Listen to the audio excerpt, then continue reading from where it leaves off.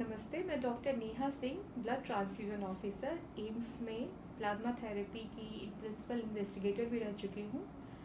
मेरा आज का विषय है सभी जनता के लिए, आम जनता के लिए, कि आप ब्लड और प्लाज्मा डोनेट करें तो इनके क्या क्या फ़ायदे हैं, क्या क्या नुकसान हैं। सबसे पहले मैं बोलूँगी कि ब्लड डोनेशन जो अवेयरनेस है बिहार जैसे स्टेट में कंपैरिजन टू अदर स्टेट, अगर उसकी तुलनात्मक अध्ययन करा जाए तो हमारे स्टेट में इसमें हमारे पास जो है डिमांड हमारे पास बहुत ज़्यादा है और डोनेशंस उस हिसाब से थोड़े कम हैं। और हमारा मूल विषय है आज का कि आज की यंग जनरेशन्स को कैसे हम जो है ब्लड के लिए और प्लाज्मा डोनेशंस के लिए उनको मोटिवेट करें। तो मैं कहना चाहूँगी कि आप अगर कोई व्यक्ति ब्लड या प्लाज्मा डोनेशन करना चाह रहा है तो उन्हें कोई किसी भी तरह का नुकसान नहीं होता है।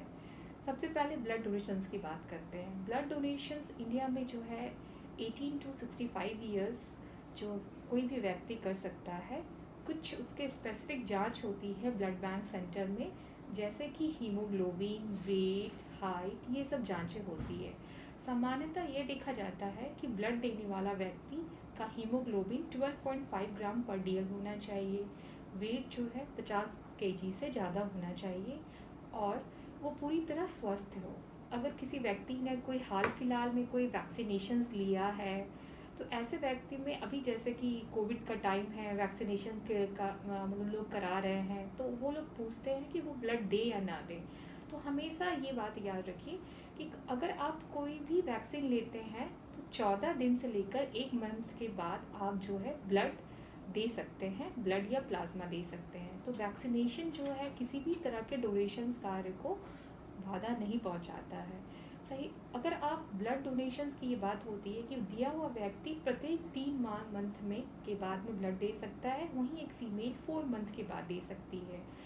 अगर इस प्रक्रिया को आप रेगुलर 3 मंथ्स के इंटरवल में बढ़ाते हैं तो हमारे शरीर में जो रक्त बनाने की जो कोशिकाएं हैं वो ज़्यादा अच्छी लाल रक्त कोशिकाएं को वो विकसित करती हैं और उनकी ऑक्सीजन बाइंडिंग कैपेसिटी जो होती है, जो वो जो पहले की अपेक्षा जो रक्त कोशिकाएं होती हैं उनसे काफ़ी अत्यधिक होती है। तो रेगुलर ब्लड डोनेशन से आपके शरीर में नए आरबीसी बनते हैं जो कि उनकी ऑक्सीजन कैरिंग कैपेसिटी जो होती है वो ज़्यादा होती है। जो बैड कोलेस्ट्रोल है वो आपके बॉडी से वो निकल ही जाता है, आप यंग ज़्यादा रहते हो, आप फील गुड, आपको अच्छा लगेगा। बहुत सारे ऐसे डिजीज़ेज़ हैं जिसमें कि आयरन एक्यूमुलेशंस बॉडी में हो जाता है, आप उनसे भी बचते हो।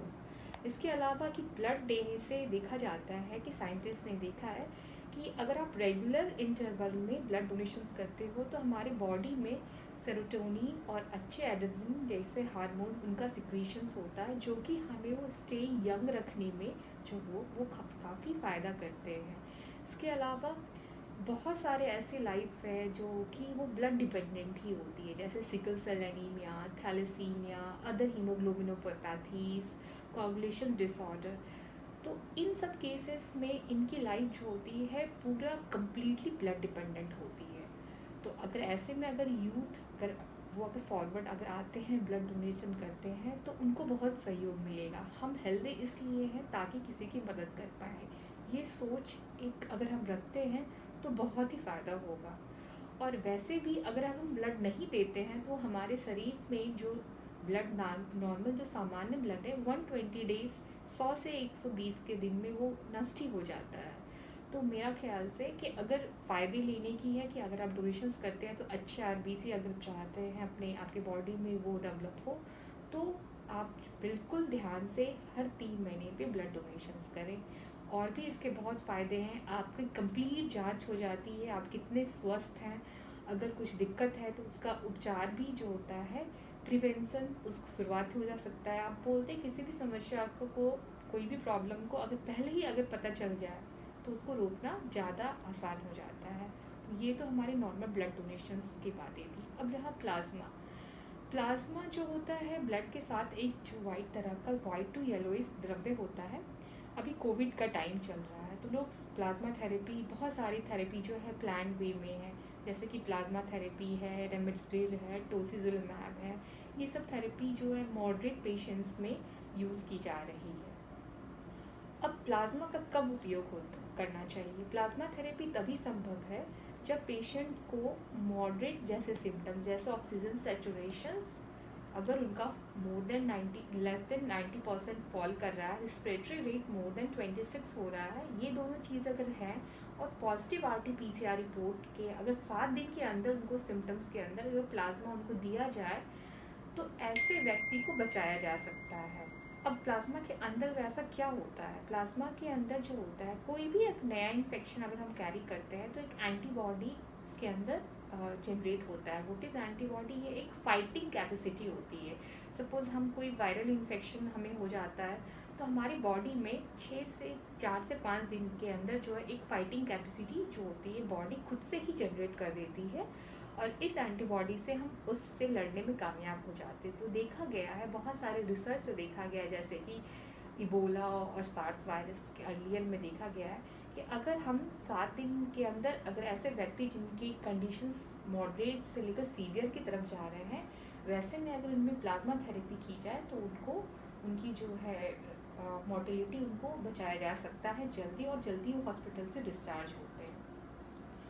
तो अगर कोई व्यक्ति जो कोविड से ठीक हो गया है प्लाज्मा थेरेपी के द्वारा या जैसे भी है, तो इसका फ़ायदा तभी हो सकता है जब कोई कोविड से जो लोग रिकवर्ड कर गए हैं 28 दिन जिनका हो चुका है, वैसे व्यक्ति का प्लाज्मा अगर मॉडरेट पेशेंट को दिया जाए तो उनको ठीक किया जा सकता है।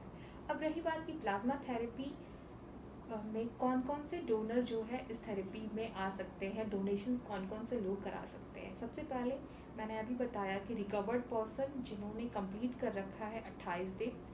द सेकंड वन कि जो भी पर्सन हैं 18 to 65 ईयर एज ग्रुप के हैं, अगर कोई पर्सन ओरल हाइपोग्लाइसेमिक ड्रग ले रहे हैं तो वो भी दे सकते हैं।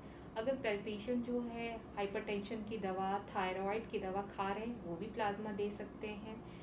लेकिन कोई पर्सन अगर इंसुलिन अगर ले रहा है, कैंसर पेशेंट हैं, लास्ट 6 मंथ में कि उन्होंने कोई इनकी मेजर सर्जरी हो रखी है या प्लाज्मा या ब्लड किसी प्रकार का जो रिसीव किया है, तो ये लोग व्यक्ति प्लाज्मा नहीं डोनेट कर सकते हैं।